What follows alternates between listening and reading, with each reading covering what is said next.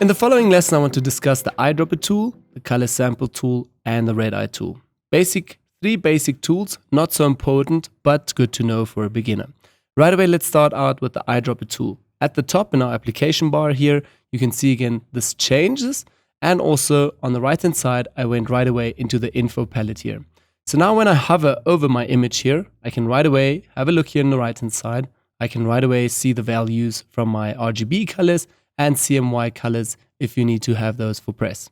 So again, I can also sample a certain area and get the same color here. Let's just go a step back. So again, I have my foreground colors set to black and white. And say for instance, I want to sample the same purple that we have here in the top in the hair. I can simply select the eyedropper tool, click on here, and even hold clicked and move around. And right away, you'll see that we get to a new color here, a darker purple. And right away, our foreground color also changes to that color. If you want to click once again, it will change again. So let's select a darker purple over here. And now we can switch with this little arrow here to our background color and also select again another lighter color.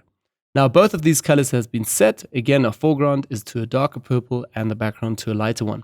And if you double tap on this, you get into the color picker right away. You get the values here and also the hashtag number if you need this. Okay.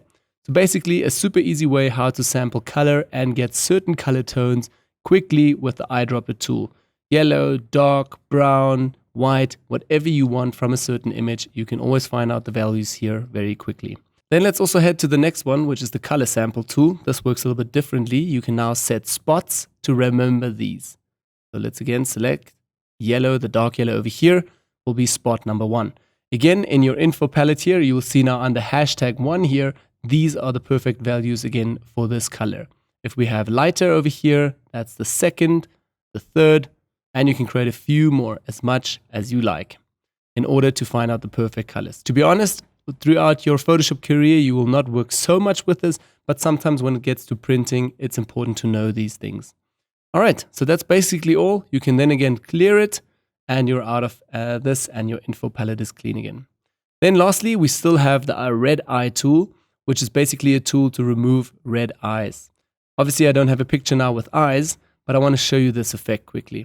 I'll go to the marking tool, quickly create an elliptical marking tool here, just around selection. I've already created a new layer. I will click inside of the selection, say fill, and fill this up with white color. Great. Command D. Now let's actually stick in there. So this is our base. And then on top, we want to fill this again, this time just with color. And we want to give this like a red color. Hit OK and OK. Now I'm going to press Command D, get out of the selection. And now I'll go over to select again the eyedropper red eye tool. And once I have the red eye tool, I can simply now just move over to my image and click onto the red area. And right away, Photoshop renders that out for me. As you guys can see now, it removed all the red parts. But it also added a bit of blackness there. That's just a weird thing. I don't know why it's doing that. Normally, it just erases everything and you'll stick with a background on white. But just to show you guys again, if you have red eyes, then you can use this tool. Whenever you get more advanced with Photoshop, I guess you'll do this again with hue and saturation adjustment layers and mask instead of the red eye tool. But it's good for a beginner.